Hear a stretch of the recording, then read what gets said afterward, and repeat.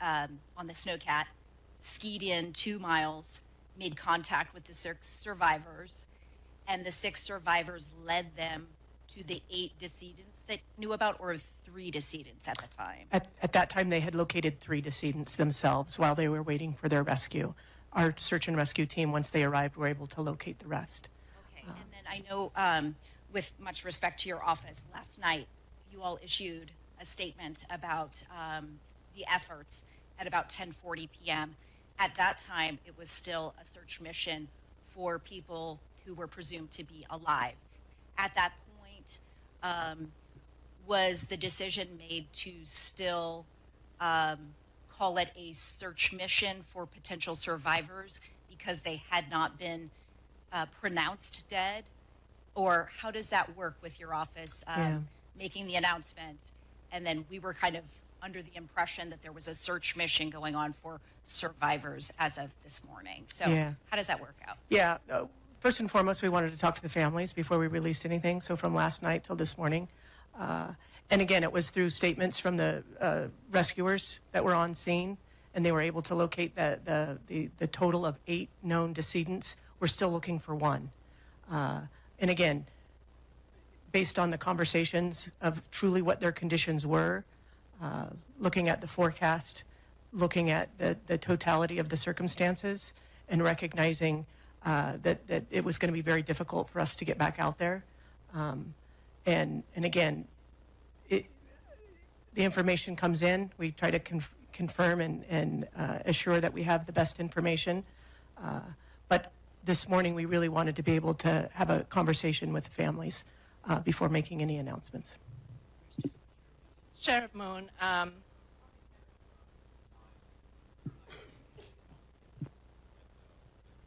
female, 2 are men.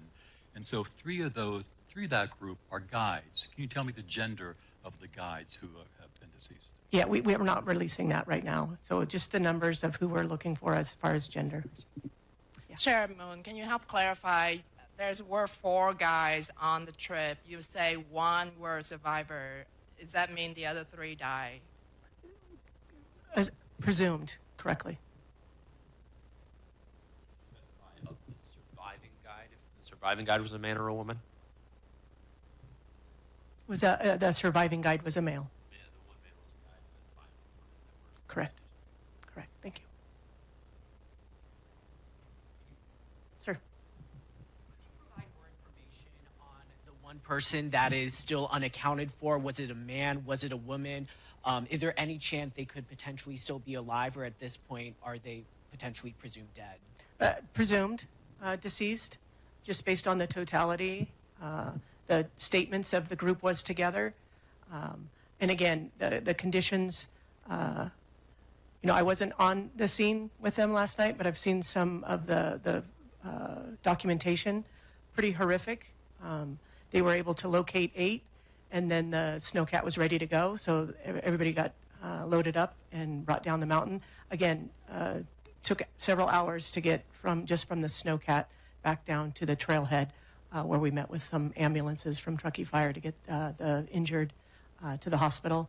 And the other folks got some quick statements. But again, this is an ongoing investigation, and we're going to be getting a lot more of those detailed statements as the days move forward. So just to clarify, did that mean that would be 9 people that would have died in this incident? Correct.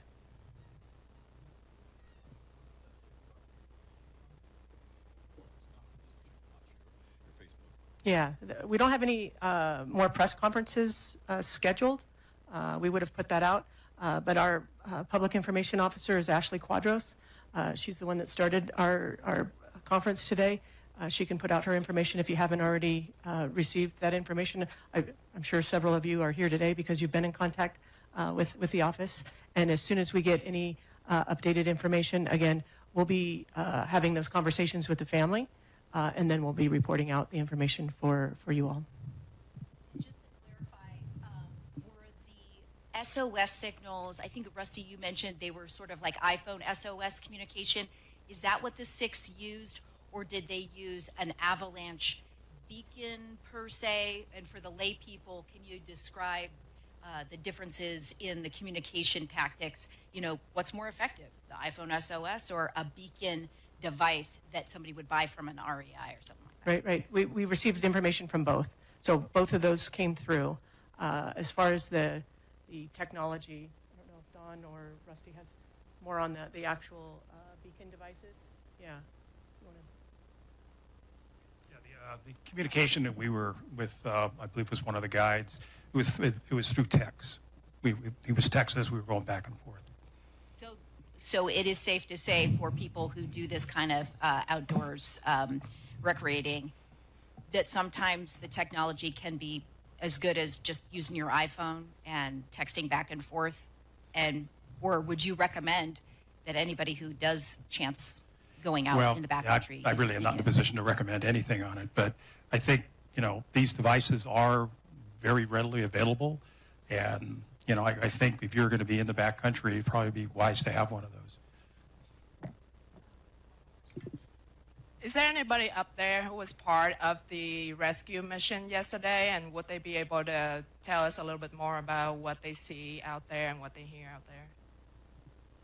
Yeah, based on the conditions at the scene up there, there is no rescuers or first responders in the area. They all came off the mountain late last night with the 6 that we rescued.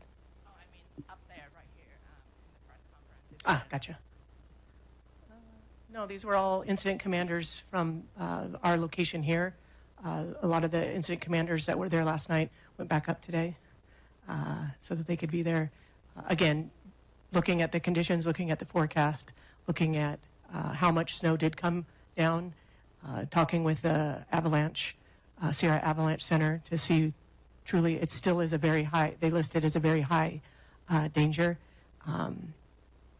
And making those decisions going forward is going to be based off of safety to the responders. Is there a command post that will be set up going forward until the remaining 9 people are recovered? Yeah, we started last night at the Boreal Ski Resort parking lot. I believe we've moved to the Truckee substation. Yeah, our Truckee substation is right on Donner Pass Road, where we have the sheriff's office station. So it's in downtown Truckee. About the actual investigation. I know you directed us to the Sierra Avalanche Center. This was listed on the destructive force scale as a D2.5. I know a D2 is it could bury and kill a person. D3 could bury, destroy a house. What does a 2.5 mean exactly? Would you be able to answer that? So it's in between the two, effectively. It can cause loss of life. But it's not as big as a 3. Sorry, don't have any more information. Is it significantly powerful? Is it unusual? Or could you give us some broader context of how frequently we see an avalanche of this power? Unfortunately, while the Avalanche Center is hosted, I'm not an avalanche expert myself, so I'd be guessing. Thanks. We'll just take 1 or 2 more questions. And also, just to clarify, as we've talked about all the individuals involved in that, since there's been a lot of back and forth on guests versus guides, I just want to clarify the people genders again just one more time to mitigate any confusion. So we had 15 people total, 9 women and 6 men. Our survivors are 4 men and 2 women. And our at-large presumed deceased are 7 women and 2 men. And again, with that, we'll take 1 to 2 more questions.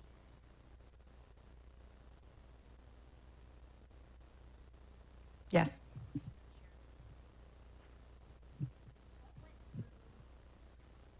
What went through your mind when you realized the totality of this tragedy? Definitely thinking of the folks that were out there. The 6 that we had contact with, wanting to do everything we could in our power to get to them. Also weighing in, making sure that our staff and our volunteers that, again, I've been a search and rescue coordinator through my career here at the Sheriff's Office. Incredible group of men and women that respond day and night to calls that we request them because of their expertise and their training and their commitment They're folks that like to recreate, and to know that we have that resource. Also, in talking with our staff, making sure that we were safe last night. Horrific conditions, just whiteout conditions. It's a known area where we have a lot of missions, search and rescue missions, that Castle Peak, Peter Grubb Hut, Frog Lake Hut area. So we train in that area. So they knew the terrain. That doesn't make it easier for them when the snow conditions and the wind conditions. So what was going through my mind is hopefully they can get there to the 6 that were sheltering in place. So getting the call that they had made it, and then they made it safely off the mountain, but immediately thinking of the folks that didn't make it, and knowing our mission now is to get them home, and making sure that we're doing it safely, and in constant conversation with those families.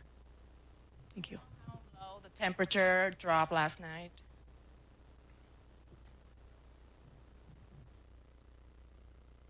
It had to be well below freezing. You know, clearly it was snowing most of the night up there. So in the high 20s, low 30s. Cold conditions.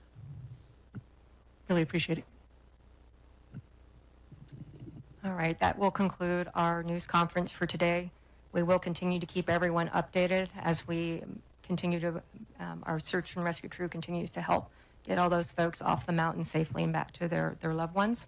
The best way to follow us is to stay with our Facebook page.